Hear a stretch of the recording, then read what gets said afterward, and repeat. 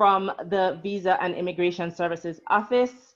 Pleasant good evening to you all. I hope that everyone is safe and healthy and taking care of yourself. So welcome to our presentation today. We're going to talk a little bit about curricular practical training. So before I dive into that, I'm just going back to the first slide here, curricular practical training. And we're also going to touch up on pre-completion OPT as well. The word curricular, think to yourself, what does curricula mean? So curricula, I'm thinking something related to my curriculum, which is your academic program. So if you start by thinking about that before we dive in, you'll know exactly what this benefit is. So as an F1 international student, you have benefits, and one of the benefits is this, the curricular practical training and pre-completion OPT. So this is a benefit for you as an F1 international student. Your status does not change, okay? Your visa does not change. It's a benefit that's built into your F1 status. So before we continue, let's think about what the word employment means. What does employment mean? So employment is any type of work performed or service provided in exchange for money, tuition, fees, books, supplies, room, food, or any other benefits. So it's very important that you understand if you're doing something and you're getting something in exchange for what you're doing, it is considered employment. All off-campus employment, it can be paid or it can be unpaid. You cannot work off campus without getting authorization. So please do not accept any job outside of the campus without getting authorization from us. It comes in the form of your I-20. So if you look on the second page of your I-20, there's a portion there where it will list your employment. So it will tell your employer exactly that you are approved for the employment, or if it's OPT, you will get an EAD card. Now, you know, volunteer may require authorization as well. So it's very important that you understand a true volunteer position means that, you know, like for example, if me and you are working in the same place, I am getting paid, but you are not getting paid and we're doing the exact same job, it is not a true volunteer position. Okay, so you may need to get authorization as a volunteer. So please make sure that you understand that before you take the position, and you can always speak to us, your immigration advisor, if you're not quite sure to take a volunteer position. So curricular practical training, as I said before, it's built into your academic program, right? So it's a part of your program and it is directly related to your major area of study. And that's specifically for undergraduate students. You might have a minor. It's not related to your minor. It's related to the major area of study, okay?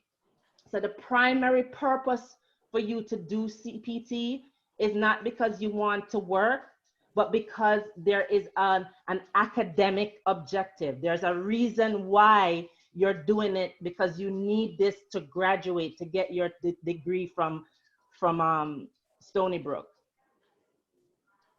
Once you've completed a thesis or dissertation, so this is specifically for, you know, our PhD students.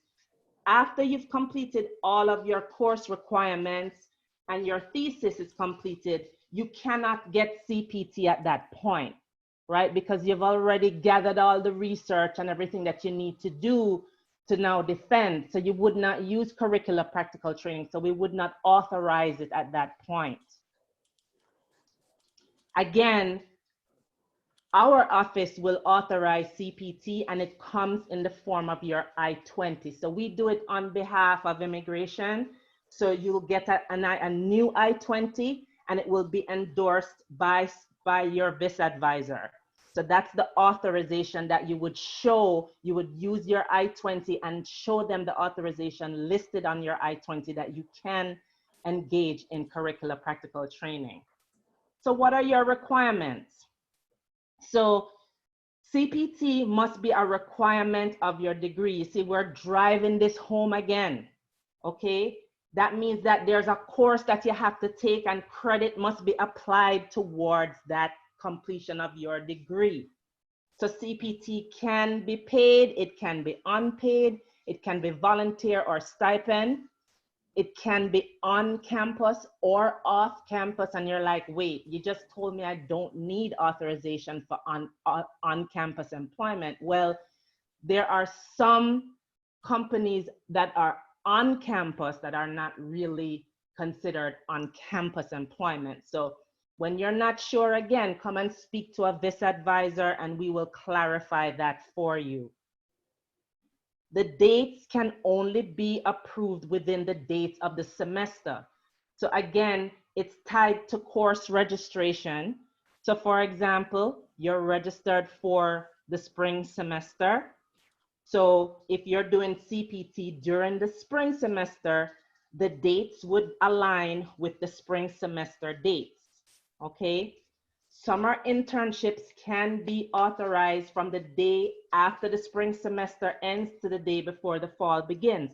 So that simply means for my friends that, you know, will engage in CPT during the summer, once you're registered for CPT during the summer, it can start from the day after the spring semester ends. So the spring semester ends May 22nd, so as early as May. Hold on 1 second. Give me one second.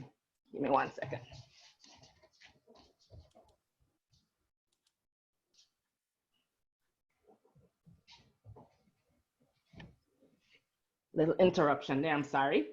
So, so the spring semester ends May 22nd, and the fall semester begins, I want to say August, I think it's the 24th. So you can engage in CPT from the day after the semester ends, right up until the day before the fall semester begins. So just kind of bear that in mind. And there is, you would need to be registered for the duration of summer. So bear that in mind. There is something called a summer session 0, which covers the dates for summer session 1 and summer session 2. So please clarify that with your academic advisor.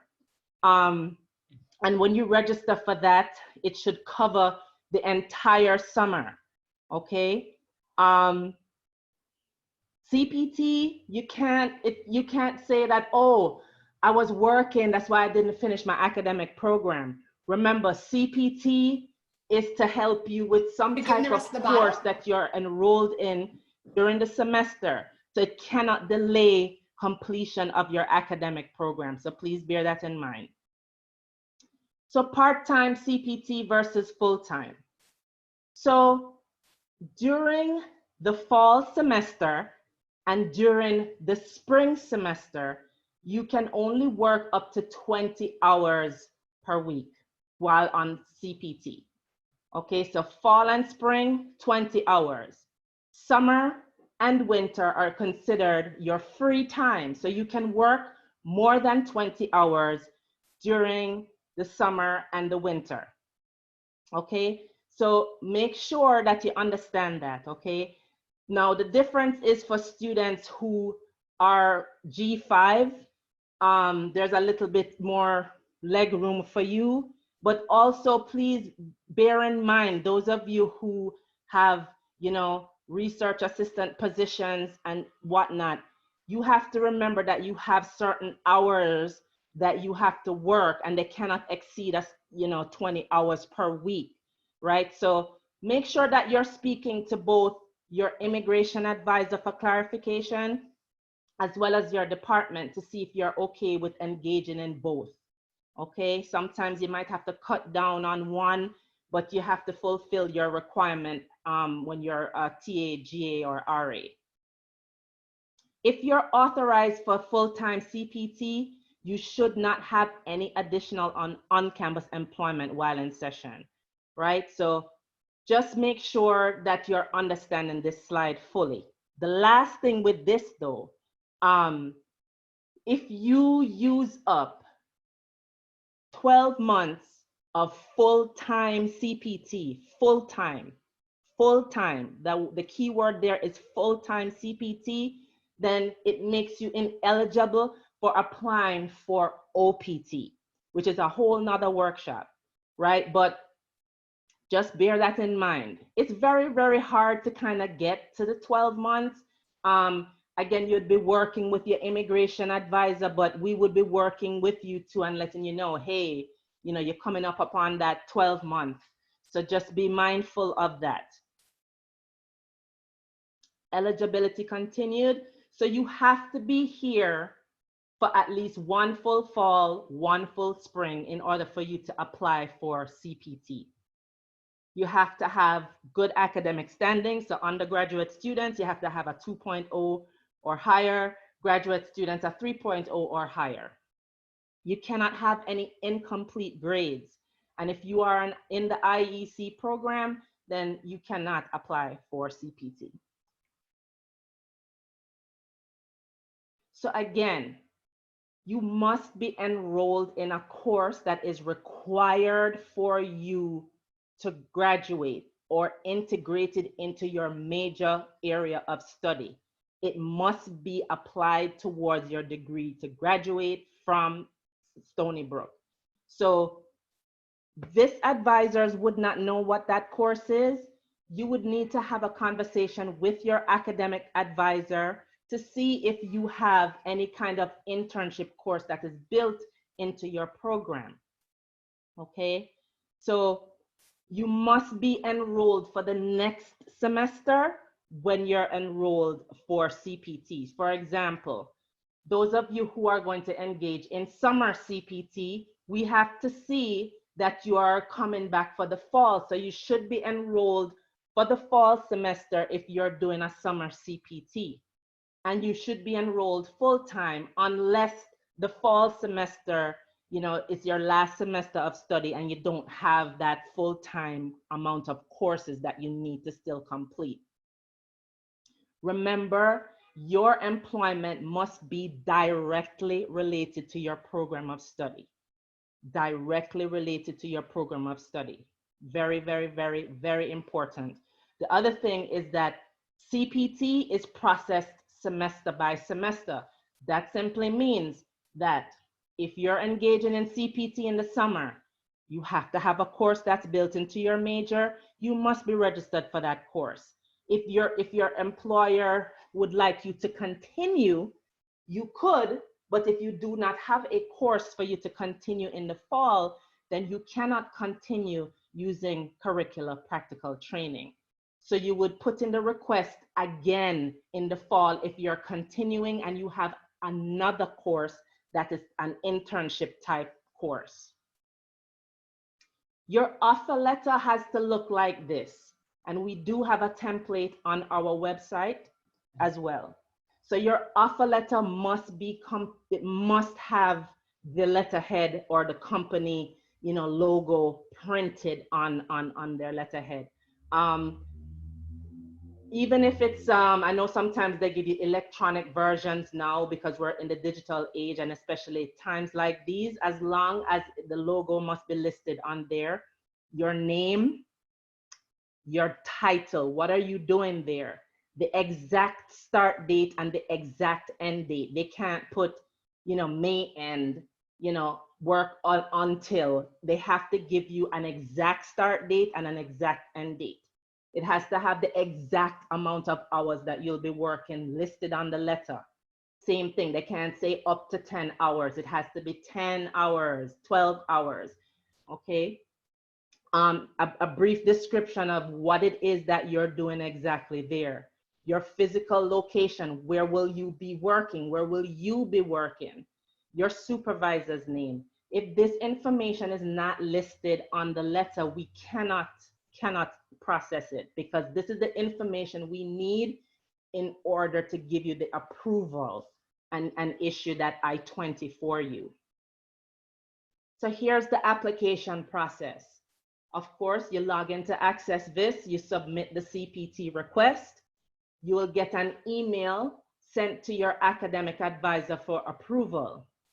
Once your academic advisor approves your request, it will be assigned to your VIS advisor, okay? And your VIS advisor will process it. If everything looks good, approve it, and then we will send you a new I-20, and it will list your authorization date, your employer's name, and the physical address where you will be working. Everything will be listed on page 2. You'll get an email from us as to how to pick up your I-20. At this point, we're sending it electronically, so we will give you those details in the email when we approve it for CPT. Just for during this time, you know, that will be how we will send it to you. So if you do not have a course that's built into your academic program, and you really want to do this internship, there's no course. You're like, well, what do I do, Trisha? I really want to do this internship. It's directly related to my major, but I have no course built into my program of study. Well, this is where you would now use your pre-completion OPT option, okay?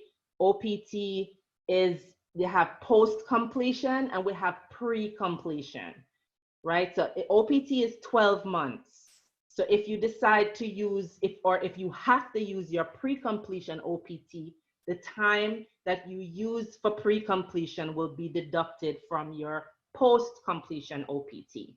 So if there is no course built into your academic program, pre-completion OPT is going to be your option. It's 12 months, whether you use it up pre-completion, which is before you graduate, okay? And like I said before, if you use 6 months, then it will be 6 months left of your post-completion. Pre-completion is authorized by USCIS. It's not authorized by us. So it's a whole nother application. The same thing in terms of time limit.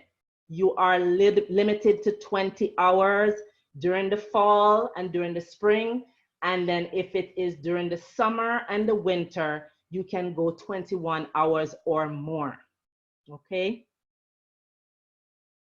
So what makes you eligible?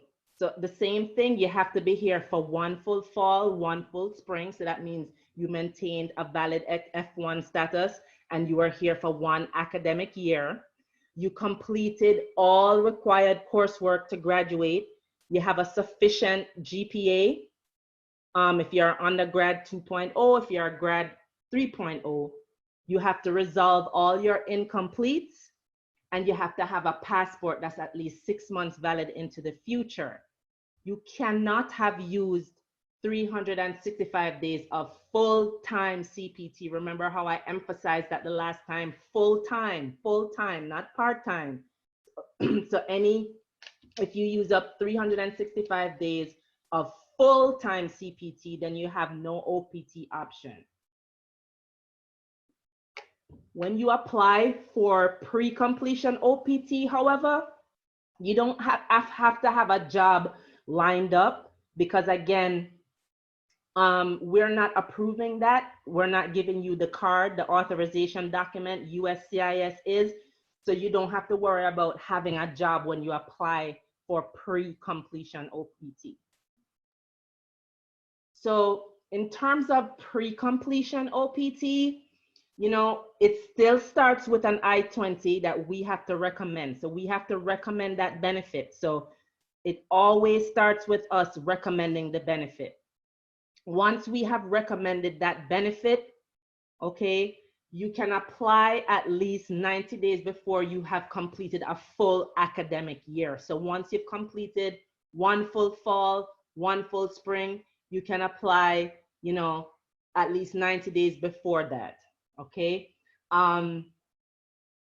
Pre-completion, once we issue that I-20, it has to get to USCIS within 30 days of us issuing that I-20. It takes our office up to like 10 business days to process your I-20, and then it will take USCIS up to 3 months to process you getting the authorization for pre-completion OPT. They will not expedite the process for you, okay? And requests received before 90 days, you know, they just won't do it. Don't worry about, you're like, oh, well, you know, time is running out. Well, unfortunately, we have no say. They just take their time, and we just hope that you will get it in time to start your job. And the sad part about it is, you know, if they give you that authorization and you don't need it anymore, you know, they're not gonna like deduct that time. You still have to take it away from your post-completion time. So to apply for pre-completion, you would log into Access This. You would complete the form that says OPT Practical Training Request. You will upload a copy of your I-94, your passport ID page, your visa stamp. If you're an undergraduate student, an academic progress review form must be completed by your academic advisor and your major advisor. If you're a graduate student, the form will go directly to your academic department, and they will verify your academic standing and your expected completion date, and then it will be sent back to us for us to go ahead and process your requests. In terms of preparing and submitting the documents, so we have tomorrow, we do have an application review session. Obviously, you would not need it right away because some of you might not have applied for pre-completion OPT, but that PowerPoint is also on our website. And you can just continue to check the website for the different application review.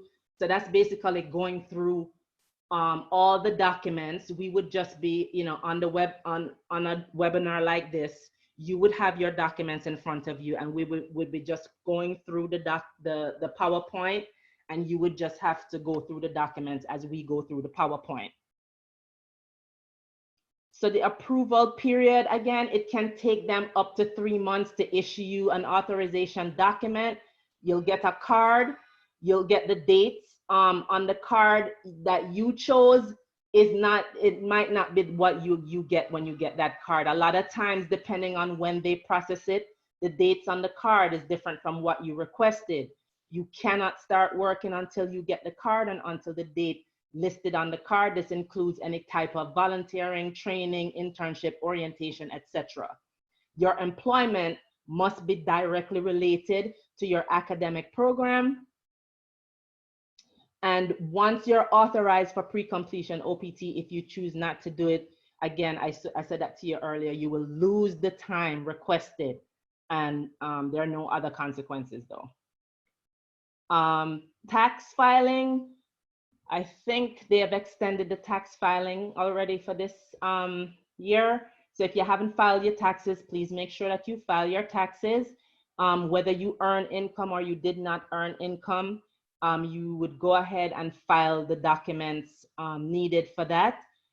We are not tax experts, but so we do ask that you refer to the www.irs.gov for more information. But just please make sure that whether you work or you did not work, that you're filing your taxes. So CPT and graduate level students. By regulation, VIS cannot authorize CPT after the dissertation defense or the final recital if all degree requirements have been completed. So my graduate level students, please be mindful of that. CPT requests submitted by students completing thesis or dissertation must be for the sole purpose of gathering data to write the thesis or the dissertation and complete the degree. It cannot be because you have a job. CPT is not for the purpose of employment. It is for you to do, for research and thesis, etc., not for employment. If you need help with finding a job, we have the Career Center on campus. So please feel free to go onto their website, schedule an online appointment with an advisor so that they can help you out with finding a job. They do have a little thing called Etiquette though, and accepting job offers. So basically, they will help you to get a job and you're excited and they're excited because you finally got a job, and you might have gotten a couple of jobs. But when you take a job and you use the Career Center, remember that you're representing Stony Brook.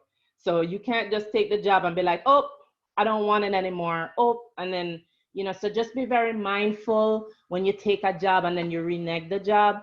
Once you do that, then this is basically saying that they're not going to, kind of help you out anymore, kind of thing, but it will not jeopardize your F1 status. So don't worry too much, but just be mindful of career etiquette, because remember, all Stony Brook students have to use the Career Center.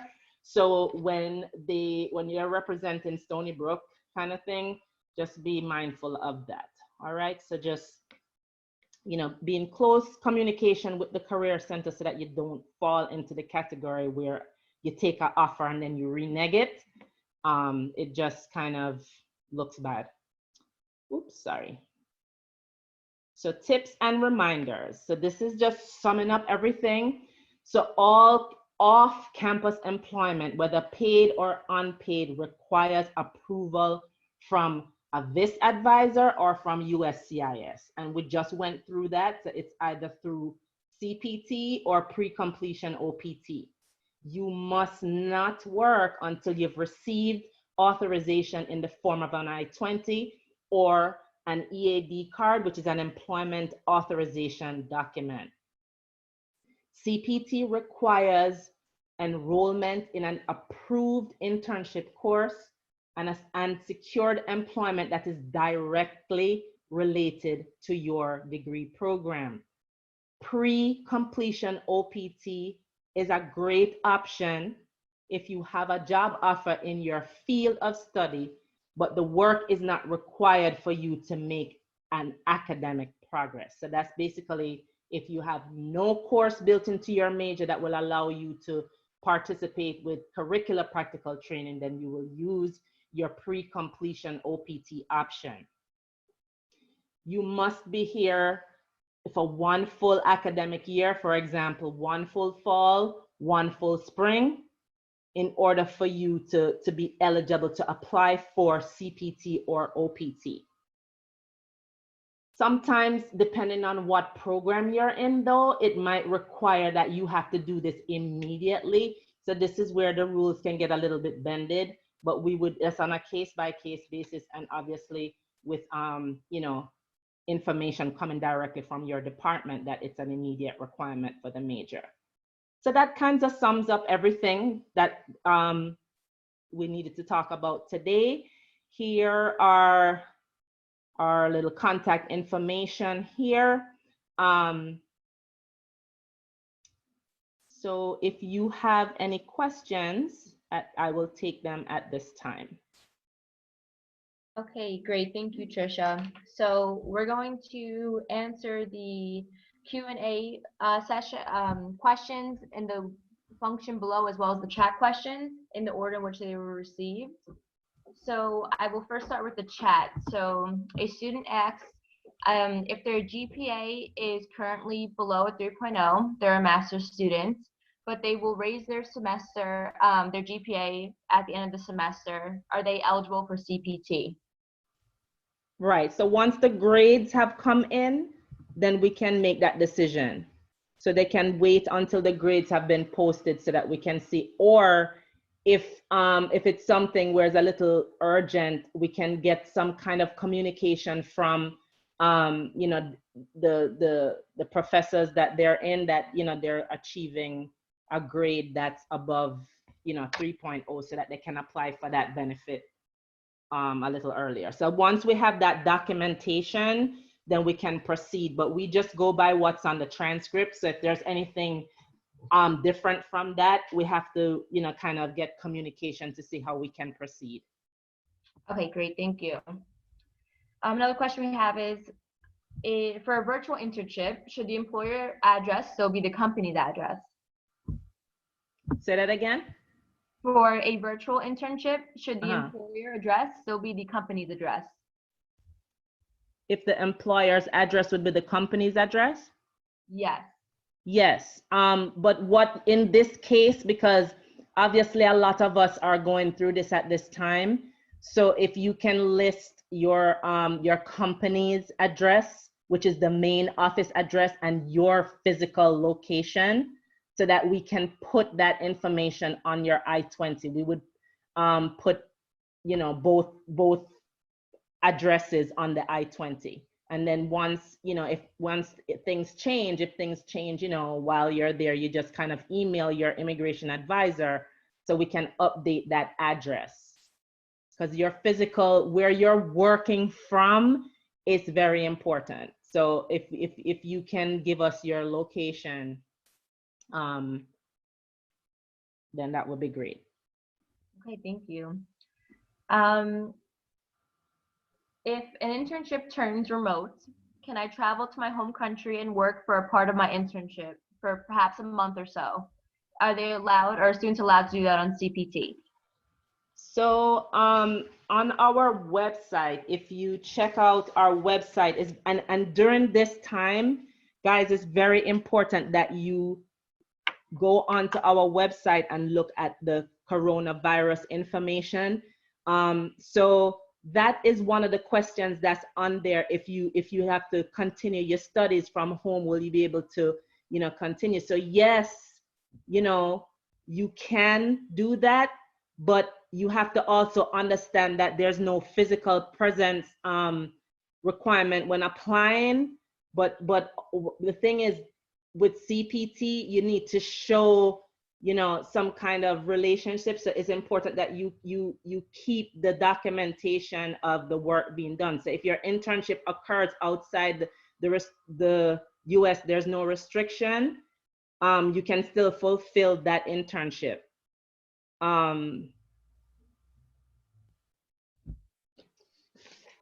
Okay, thank you. I hope that answered your question. But if you go to our website, it's very, very clear.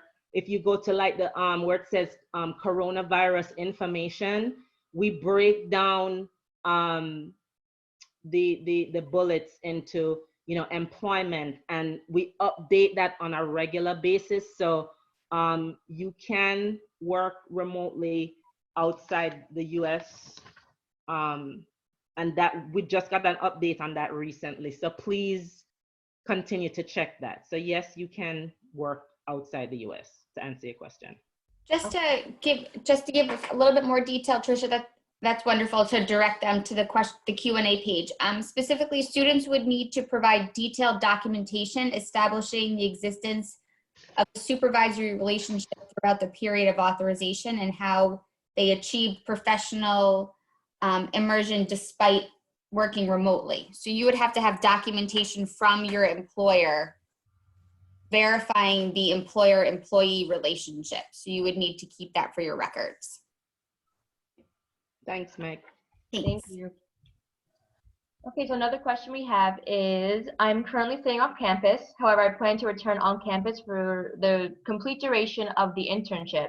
In the CPT application request form, which local address do you expect us to put in? Can I use the same local address as it was before, such as the graduate student housing address? So as an F1 international student, coronavirus, no coronavirus, you are required to always update us with where you live, where you brush your teeth, your physical address where you live within 10 days.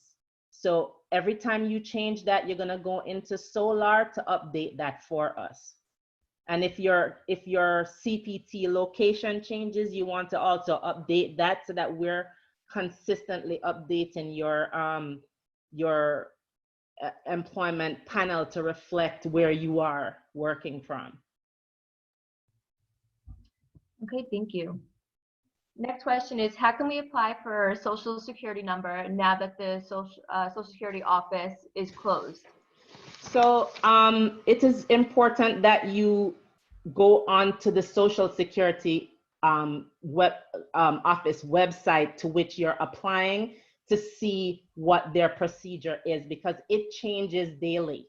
So wherever you are located, you need to go onto their website to see how they're going about processing Social Security numbers, because they're not closed, but they have a different method of processing, which is not in person. So please, based on where you are located and the office to which you're going to be applying, just go onto that specific website to see the procedure. Thank you. Next question is, I'm a graduate student, my second semester. I have 2 prereqs and I'll be completing them in this current semester. So I'll be completing more than 31 credits. Do I still need to register for a summer credit for CPT approval?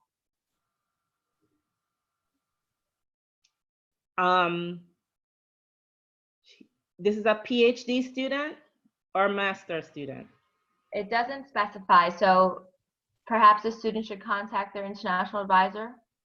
Yeah, if you've completed all your program requirements, you said the prereqs and the prereqs. I'm not sure what your prereqs are, but we're not academic advisors, so we're not asking you prereqs. What we are asking is, when will you complete your degree? And at the time when you apply for CPT, if you've completed all your program requirements as a graduate student, and if you don't have any course that's left that requires for you to now do an internship, or you needed more detail to finish your thesis, if the course is not built into your academic program or required for you to graduate, then we can't authorize CPT. So that's why when you put the request in, it goes to your academic department to verify for us, because we're not academic advisors. So hopefully that helped to answer your question. You can feel free to come on to virtual advising if you need more clarification, if I didn't answer your question. Thank you, Tricia. Next question we have is, given internships are getting shortened due to COVID-19, is there any constraints on the minimum number of days or hours the internship needs to be pursued? So again, we're not the employer. We're only telling you what you can and you can't do and when. So during the fall and during the spring semester, you are limited to only 20 hours per week. In terms of the days are tied to your course registration, right? So between you and your employer, you'd have to work out that time. During the summer and during the winter, that's considered your free time. So you can go more than 21 hours. And again, it's tied to course registration. So those dates will align, or those days will align with the duration of your registration of the course. So the other in-betweens, you would have to work that out with your employer. If you, for example, put in that you're doing an internship that was 2 months and now it's cut to 1 month, you would just need to email your immigration advisor to say, hey, I'm not doing 2 months, please shorten it to XYZ with a confirmation email, and we can just change that for you. That's not a problem. Just keep in communication with your immigration advisor if anything changes, and we'll guide you along the way. Okay, thank you. I'm now going to move over to the Q&A function questions. I will go back to the chat shortly. We were asked, if your major does not require an internship, are you able to get CPT? No, you have to use pre-completion OPT. It has to be, if your major doesn't require an internship, the explanation is you would use pre-completion OPT because curricular practical training, remember, it's tied to your academic program. So if it's not built in and you really want to do this internship, you would use pre-completion OPT. The only other possibility would be if you're an undergraduate student and you have not yet fulfilled your experiential learning requirement, you could do a CPT to fulfill this requirement. But that would only be for undergrads. And you would want to speak with your international student advisor more about that. Thank you. And the same student just wants to confirm if they're taking CPT for the summer, are they paying for the CPT internship? When you register for a course, you have to pay for the course that you're registered for. Okay, thank you. So it has to be for credit. Like when you do CPT, it has to be for credit. It can't be for 0 credit. So based on the amount of credits assigned to that course, you would pay for it, yes. Okay, thank you. Does the same process apply for employment / internship abroad? You did go over this briefly, but I suppose for virtual Could you say that again a little louder? Yep. Does the same process apply for the employment / internship abroad? Internship abroad. So CPT, if you're applying for CPT, it should be within the United States, not abroad. I think with regards to the coronavirus, a lot of students have left and are in their home country or are outside the US. So that's why we mentioned that if you fall into that category, you can still apply, but you just have to make sure that, just as my director said, you have to make sure that you're keeping proper documentation of your supervisory relationship throughout the period of authorization, you know, while you were working, you know, outside of the US. So hopefully that answered your question. Thank you. We have another question. My offer letter states full-time, 40 hours per week. Is it fine? Is this fine for a G5 graduate student? Say that again. My offer letter states full-time, 40 hours per week. Is this fine for a G5 graduate student? Is this being done in the summer or? Unfortunately, that information was not known. So during the summer, you can work as many hours as you want. During the winter, it's the same. You can work as many hours as you want. You're only restricted to 20 hours during the spring and the fall. G5 there's a little bit more leeway with G5 students when you're trying to do that during the semester. But it's best that you speak with us first and with your department, because again, you know, you have these requirements to be TA, GAs, RAs, and those requirements must be met while you're trying to do the CPT at the same time. Okay, thank you. You're welcome. I just want to let the students know that I'm reading through these questions as they're coming in.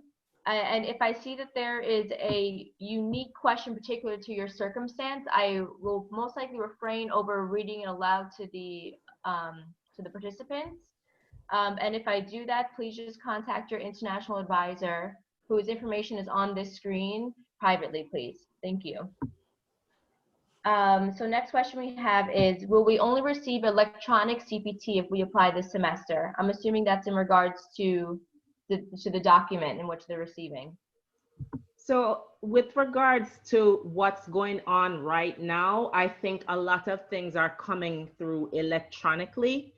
So based on the circumstance, our office at this time, any I-20s that we are approving, they are coming to you electronically, and you just print them out and use them, and it's been approved by immigration, so you don't have to worry about, you know, oh my gosh, I'm printing out this electronic I-20. It's fine.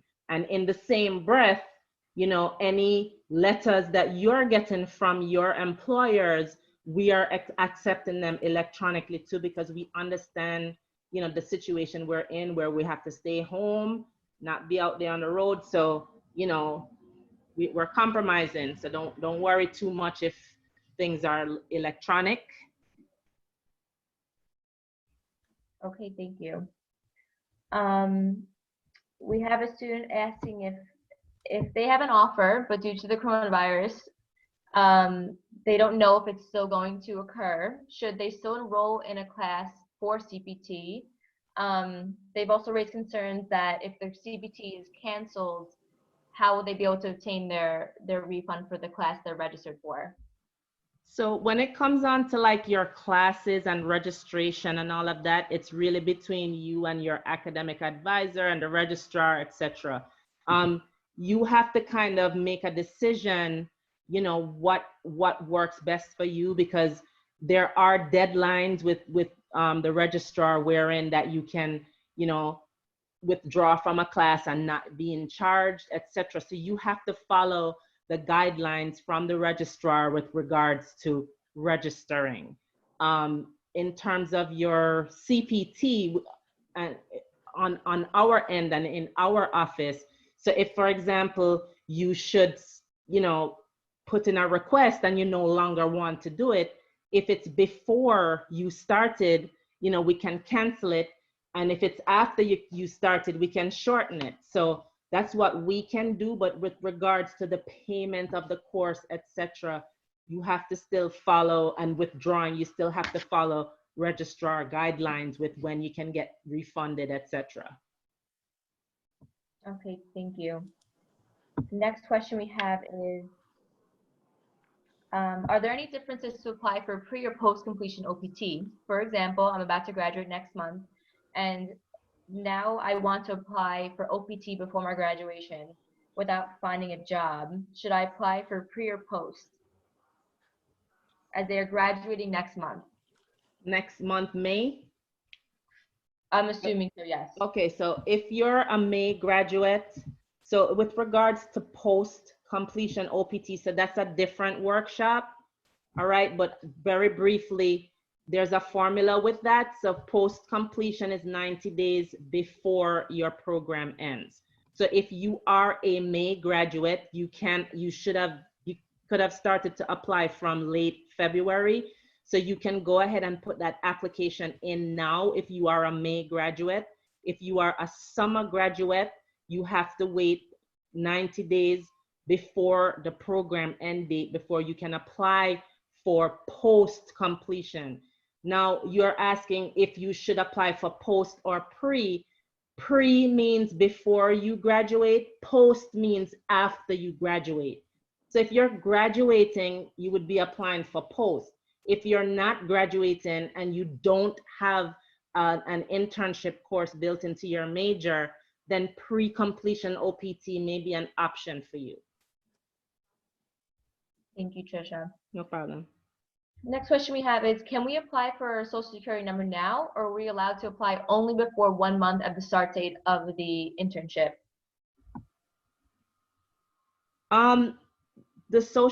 They would need to contact the Social Security office. I think once you've secured a job, then the 30-day window is what it is. They may have made other provisions.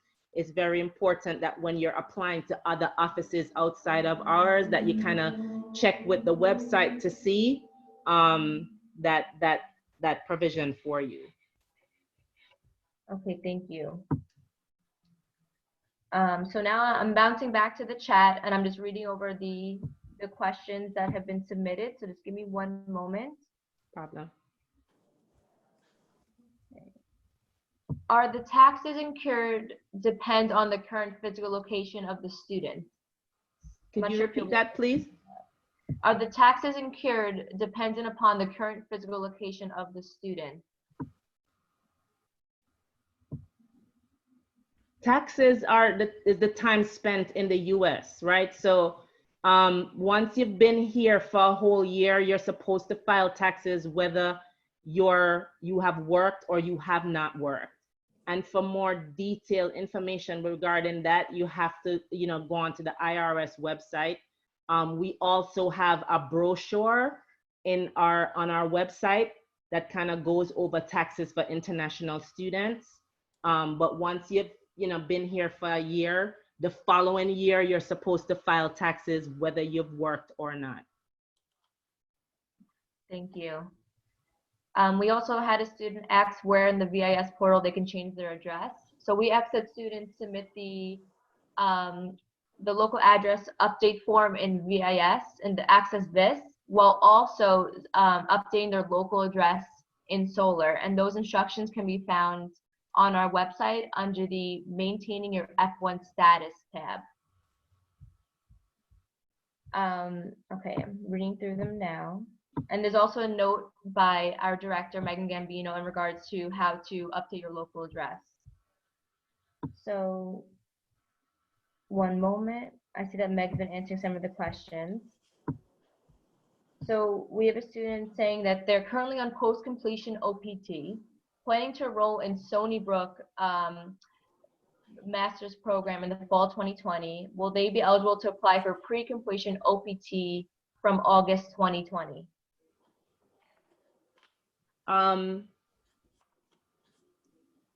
Yes. Yes, you would be eligible to apply for pre-completion because you've already fulfilled the one full academic year requirement. Because you've been in F1 status for more than one academic year, you would be able to apply for pre-completion upon beginning your new master's program. As long as this is not your second master's. As long as this is your first master's, you're only eligible for OPT, either pre-completion or post-completion per academic level. So as long as you're currently doing OPT for your undergraduate degree and moving up to a master's, then you would be eligible for OPT again.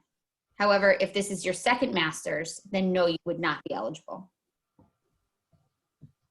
Thank you, Meg. So as I'm reading through the questions, I just want to, if anyone has any additional questions, if you can please submit them now. We encourage that the questions are general questions as opposed to unique circumstances. And again, those who have unique circumstances, please, we're directing you to contact your international advisor. So we had a student just submit, can I apply for OPT when I'm on CPT? Yes, you can. If it depends on which one you're applying for as well, but you can. Okay, thank you. Another student asks, for a summer internship, there is a cap of 12 weeks for full-time. What is the cap on the fall internship of part-time, which is 20 hours per week? Can I be enrolled in the fall internship throughout the semester? So, could you repeat what you just said? Yes. So for summer internships, there's a cap of 12 weeks for full-time. What is the cap on fall internships of part-time? Can I be enrolled in the fall internship throughout the semester? So the duration of time for the fall and the spring is 20 hours. So that's in terms of a cap, it's 20 hours during the spring and the fall, and you can do more than 20 hours during the semester. If you're enrolled as a part-time student, I don't know if I'm confusing it more there, and Meg, feel free to jump in if I'm not answering this correctly. If you are a part-time student and the internship is a part of that part-time enrollment, which means that, for example, if you're an undergraduate student and it's your last semester and you have less than 12 credits left to take, and one of those courses is an internship course, you're still limited to the 20 hours for that semester because it's during a fall or a spring semester. It's not a free semester where like your free time. The only way that there's some kind of leeway there is if your internship or your academic program requires more hours for you to complete within that semester, and we deal with that on a case-by-case basis in terms of approval. Yeah, that's correct. As far as the cap of 12 weeks for full-time in the summer, I've never heard of that. as long as you're enrolled in, if you're doing a summer internship and you're enrolled in summer session 0, which means an internship course that runs from the first day of summer session 1 to the last day of summer session 2, you're eligible for that summer internship as of the day after the spring semester ends up until the day before the fall semester begins. So we will authorize you for full-time CPT or part-time CPT, whatever, depending on the internship, for the full duration of the summer. So there's no cap, so to speak. With regard to an internship in the fall or spring, Trish is correct. Your cap, you cannot exceed 20 hours per week in your internship, and you would be eligible for that internship from the first day of the fall semester to the last day of the fall semester. So as far as a cap on the weeks, I'm not necessarily sure what you're referring to. Thank you, Meg. So we have a student ask that they are a third-year TA of the music department. They're not employed yet for the summer, but if they were to teach one of the courses offered during the summer semester, will they need to apply for CPT? Yes. Anything off campus, even music students, you have to have the authorization. So you have to apply for CPT. Okay, thank you. I'm not sure if I understand this question entirely. This student just asked, I'll be completing all of my graduation requirements in the, oh, I see, all my graduation requirements in the fall semester, but can I extend my master's to the spring semester? Are you, you're in a, say that again? All my graduation requirements in the fall semester, Uh-huh. but can I extend my master's to the spring semester? So you can only extend a program if you have program requirements left to complete for that particular program. So you can't just randomly say, oh, I want to extend my program if you don't have anything left to complete. As an F1 international student, when you're done all of your program requirements, you have to graduate and either apply for post-completion OPT or enjoy yourself in the US for 60 days or transfer to another school or change your academic level to another, another degree that you want to pursue. But you can't just continue because you feel like it. You have to have something built into your program to continue. Okay, thank you.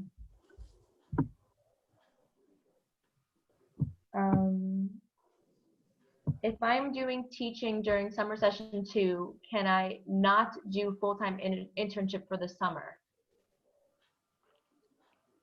So the time or the duration that you do with the internship or the observation or the whatever it is that you're doing for that particular course, that time frame is really between you and your employer.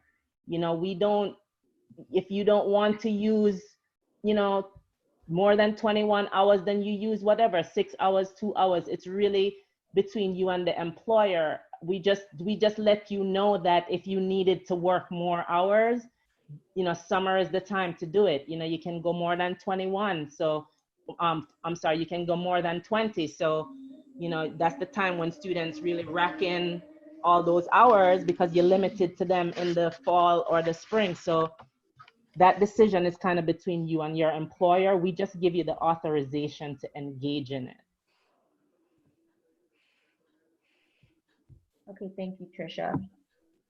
So I believe that actually another student just asked, just to reaffirm, I can apply for OPT without a job offer as well, right? And I can choose the start date of my OPT to be 60 days after graduation date?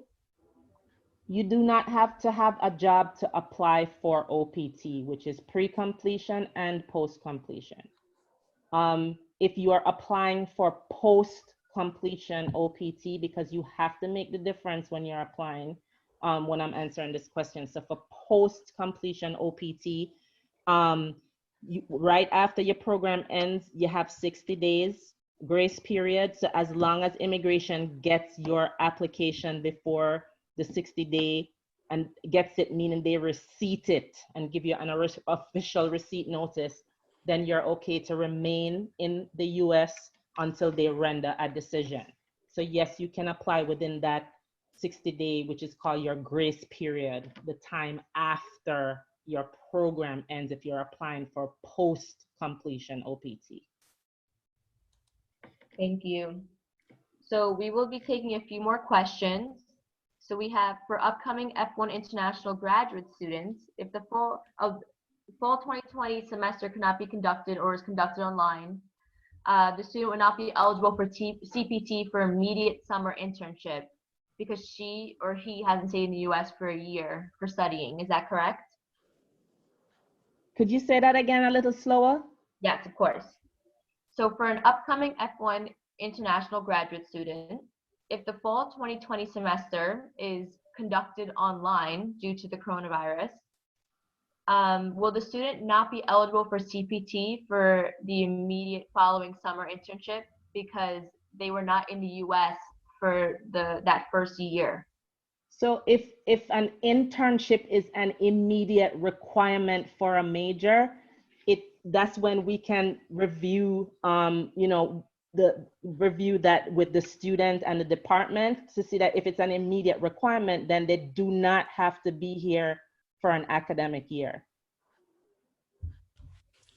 With regard to to COVID and you being outside of the US, it's really, we're not sure what SEVP will allow or if they're going to continue the limit or not limit on online classes and allowing students to be studying while in their home country and still maintain their F1 status. So I realize that you want answers for some sort of to your what if questions, and we really wish that we could provide those for you. But unfortunately, because we don't know what's going to happen for the fall semester, obviously the university is in hopes that classes will kind of return to being in person in those face-to-face courses in the fall, but that's yet to be seen. And how SEVP will interpret that and allow us to either maintain your F1 status or not, that really has yet to be seen. So we can't really determine your eligibility and what that would look like if classes are, continue to be online for fall. So what I would say is once we know more, we will let you know, or you can contact us if any information comes out regarding fall semester. Thank you. Thank you. We have a student ask, can a PhD candidate apply for CPT? If there's a course that's built into your major that's required for your program, absolutely.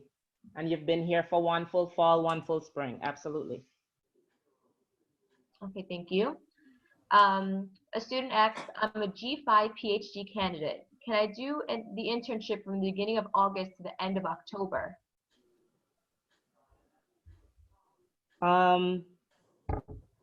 You would have to be enrolled in an approved internship course or research course for summer and fall. Yeah, CPT is authorized semester by semester, so it's not, yes, you're G5, but remember it's tied to your course enrollment. So to continue, you have to be registered when you ask to continue in the fall. All right, and does a master's student CPT, is it approved only after completing the prerequisite courses by the end of the spring semester? So can you say that again? Yes. Does a master's student CPT, is it approved only after completing the prerequisite courses by the end of the spring semester? So again, we don't know what your prerequisite courses are because we're not academic advisors. We're looking to see if your department is approved, has confirmed that you have a course that's built into your academic program. In terms of prerequisite, now I don't know if you're referring to the academic year. So if you can email us separately to see if you're confusing the prereqs with academic year, to see if we're answering your question correctly. Thank you. Can we do 2 CPTs back to back? So in the summer and the fall semesters? So Meg just answered that, and I answered that as well. CPT is approved semester by semester. So if you're doing it in the summer, you have to have a course that's built into your academic program. If you're going to continue in the fall, it's the same thing. So if you don't have 2 or 3 or however many times you want to keep doing the CPT, if it's not built into your program, it's not required for you to graduate. You know, remember, it's tied to course registration and approved semester by semester. So if you have a course, we review it at the time to see if it can be approved or not. Yeah, that approved internship course has to be repeatable for credit. That's the big thing. You have to be earning credit towards completion of your degree. If you're just repeating a course and you're not earning credit for it towards graduation, then we would not be able to authorize it for a subsequent semester. Thank you. I believe this will be our last question. We have a student ask, if my F1 visa will expire in May, can I apply for OPT after May? So your visa is an entry document. It must be valid when you enter the United States. What states if you're, you know, up to date and maintaining your status while you're here is your I-20. So the I-20 is like a, you know, a little guide that tells immigration what you're doing, where you're doing it, when you start, when you finish. So you don't have to worry too much if your visa expires and you either still have courses left to complete, or you're gonna apply for post-completion OPT or continue on to another program because you entered correctly and you're maintaining your status with the I-20. So that's why we always tell you, make sure that's kept up to date, and any changes you let us know within 10 days so we can update that, and it's always up to date. Great, thank you, Tricia. So I believe this wraps up the questions. I do apologize if we were not able to get to your questions in time. Like I previously said, please email your international advisor for any further clarification. Tricia, would you like to make any last remarks? No, just to wish you guys, you know, the best, and to please everyone stay safe. While you're out there, stay safe. I hope that you stay healthy and safe, and enjoy the rest of the semester. I know it's difficult, but keep on keeping on, you know, and hopefully things will turn around sooner than later. Great. Okay, thank you everyone for joining us for the CPT webinar, and we hope you all have a great night.